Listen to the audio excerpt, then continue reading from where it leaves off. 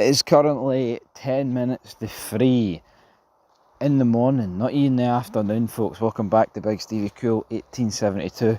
God knows when I'm going to get this uploaded, but I tell you what, starting to review it. Rangers 4, Alloa 2.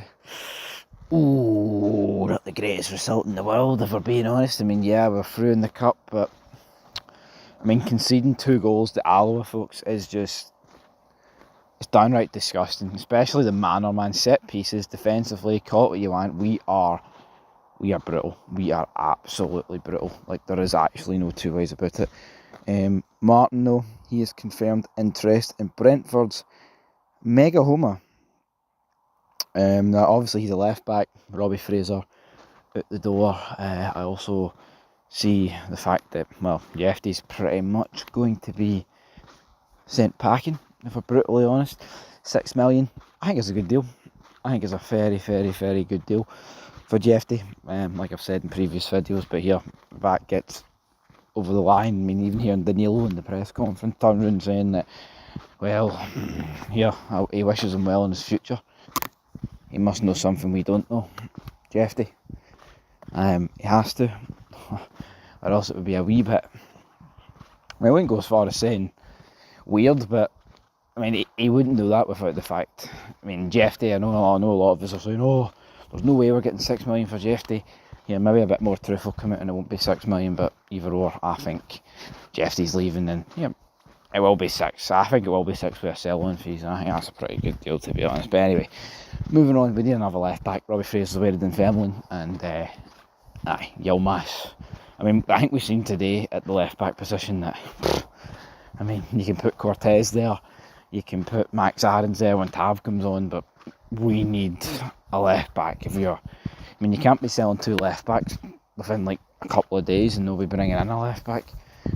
So that's what needs to happen. But yeah, we're through to the last 16. No, we were in the last 16, and we're through to the quarterfinals of the cup. And of course, my friends, we got the Livy Hibs game. That's a tough one, man. A really, really tough one. I mean, the only consolation for me is that we're at home for it, and therefore there's not really an awful lot to complain about that way. But at the same time, if you're only beating Alloa 4-2, then what could Hibs do? And it would be unfair to write Livy off, because I mean, Livy, man, they have. I mean, look at Livy. 4 points out of 6, looked really good. Scud at Falkirk, and then they fought back to a draw against Kelly. Davy Martindale getting a tune at them, and I don't think it really matters, man. Between Hibs and Livy, I think it's going to be a tough game regardless. Obviously, it'll take place later on in the day, but you know what? It's time to dive into this Rangers Alloa game, and of course, like I said, 6 goals, but jeez, let's talk about it. So starting 11 wise, Liam Kelly, Cortez, De Giga, Fernandez, Aarons, Rothwell, Rice, Barami, Mikey Moore, Danilo. Who else? Who's the other guy that started? Kieran Dyle. I mean, Kieran Dyle, the starting man is absolutely crazy, to say the least. But yeah, I mean, we get the goal with Barami, and it's almost like, fuck, we need it, something like that. We need it, and Nadim Barami to get the goal in order to actually open our account here, and it needs to be something like a wonder goal. And to me, I mean, yeah, it's not the greatest goal you ever see, right? But to me, it's just proof in the pudding that if you're playing against a low block, we've got the quality. As much as I think Barami's pish, the guy before we brought him in, it's like, right, this guy can hit a ball. He scores the odd worldie. If teams are putting 2 blocks of 5 behind the ball, shoot for distance, and this is exactly what Barami did.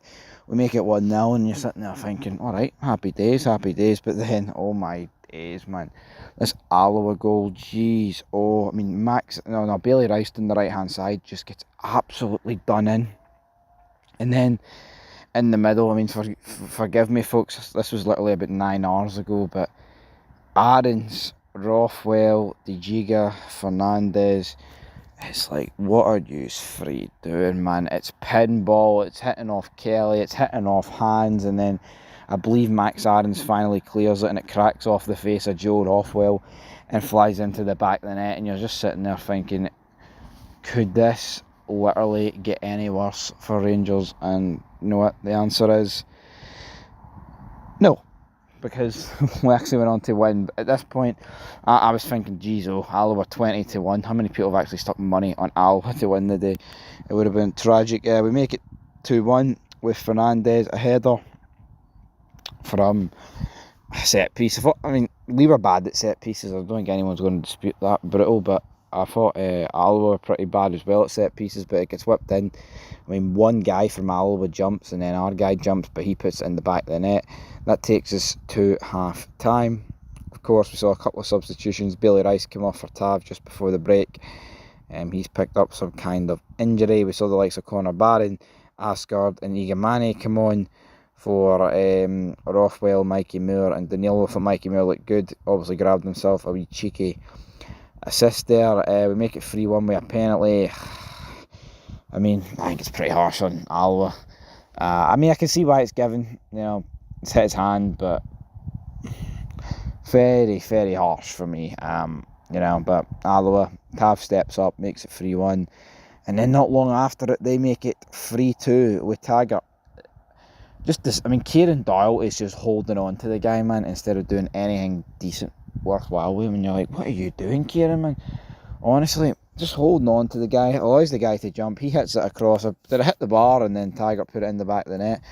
I don't even know, but that's 3-2, and that's with about, what, 10 minutes remaining. And then Finlay Curtis with a nice, you know, placement shot into the bottom left-hand corner. It just begs the question, man, why has this guy been dropped? I have no idea why he's been dropped. I mean, Kieran Doyle picked up a wee assist there.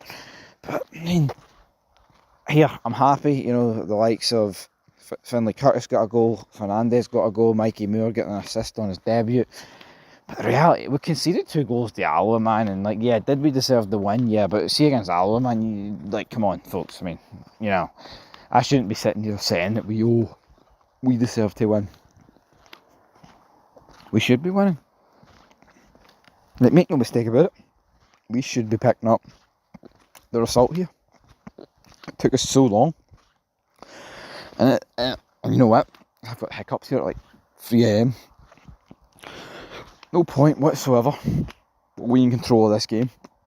And to me, that's a major problem, man, because we're not taking on. It's not like, oh, we're away to Hearts or Hibs and it's Tynecastle or Easter Road. I mean, it's at IBROX against Alloa, folks. And for no point in this game did we look comfortable, man. It's honestly, Martin's got to get it right soon. And here's a bonus fans react for Big Stevie Cool listeners. Right, let's get into what the fans have got to say. Michael says not good enough. I agree. I mean, I've literally seen no reaction to this, folks. I mean, normally I would be on social media. Normally I would be like watching people's reaction. Hell, I'd be reviewing it myself, but I'm a wee bit late today. Like I said, I'd only be reviewing this game if there was an absolute, you know, miraculous result in Alloa. That's what would have interrupted me from my night. But yeah, I mean, watching the actual game, I mean, beating a League One team 4-2 doesn't do it for me. Now here, if you're in a good vein of form and you're winning games and you're doing well in the league and you beat Alloa 4-2, then no one's really going to bat an eyelid. But beating Alloa 4-2 on top of like drawing with Motherwell and Dundee, it's far from ideal. Far from ideal. And I think that's many people's problems here. Because it's not just, it's a whole combination of things, of just poor performances. And yeah, we've scored 4 goals, which most people could be happy about, but at the same time, look at the state. Conceding goals left, right and centre.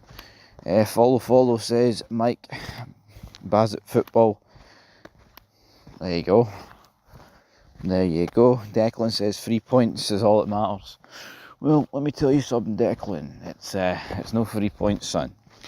SGMs90 says the only positive from today is we're into the next round. Walking football is absolutely guff. We're going to get an absolute doing from someone soon. I agree. And if we're being brutally honest about it, folks, could that be Falkirk? not Falkirk, sorry, but Club Rouge. I don't even know why I said Falkirk. I was just sitting there thinking, who's Falkirk playing soon? But either or, I mean, the way Falkirk play, I think they would rip us to shreds and cause chaos at one end. I mean, yeah, the Falkirk concede, but Falkirk against us is the kind of game I would see ending like 4-0 or 4 each, sorry. But yeah, I mean, Club Rouge, if we don't get a act, I mean, it's not like, I mean, I don't know why Russell Martin and this team and like certain pundits and fans are like acting like, oh, you know, we're going to get ripped to shreds one day. Why can't we just avoid that? Why can't we just get into the Champions League and actually step up to task domestically? Why has it got to be a case of, oh, the Inevitable going to happen? Why can't Russell Martin change it? Because guess what, folks, he doesn't mind change it. Guys get one way of playing football, and this is the way he's got to do it. Next comment. On the balance of the game, serious questions remain about Ross Ball and quite a few senior players. Job done, but there's a lot of room for improvement all over the park. On the upside, it's exciting to see what some of the young lads can offer. Moore definitely looks like a good player. I agree. I mean, I know he got an assist and it was kind of just a lay-off Barami, and Barami sticks at top ends kind of deal, but either or, it's always good to see him get an assist. Nath says, not convinced. Hard to feel positive at the moment, and usually I'm upbeat, but honestly I am concerned. Early days and all that, but we should be putting teams away early. Honestly, I agree. I mean, like, I'm not saying there's ways to win games against Alloa 4-2, but you know, it went 1 each, it went 3-2.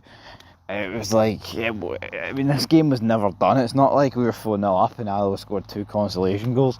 I mean, the state of Alloa's first goal, Jesus Christ, you will never see a more comedic and Rangers-esque own goal in your puff. Just taking multiple deflections, man, multiple. I mean, handballs, shite clearances, you name it, and it ends up in the back of the net and you're thinking, fuck, Alloa at 20-1 looks like a good price. But obviously we seen the task through and we got over the line. But I mean, again, what am I supposed to sit here and pretend getting over the line against Alloa was good enough? No, because you'll be blowing Alloa away. We're genuinely going to put 7 past you in a couple of weeks. I don't even know who's saying that, but there you go. Baldy Barker bailed out by a very harsh penalty and a teenager. Jesus fucking Christ. Yeah, I mean, the penalty, I don't think it's a penalty. That's a few penalties now we've had. I don't think it's a penalty. And yeah, Finlay Curtis. Why was Finlay Curtis ever dropped, folks? Like, if we're being real about things, why was Finlay Curtis dropped? I mean, the guy was banging in goals, and then all of a sudden that Motherwell game, first game of the league season, came around, and he just went, you know what? Can't be arsed. And that was it. And I'm sitting here thinking, why? Why would Russell Martin just drop this guy? It's not like Finlay Curtis played a game. He was absolutely disgusting.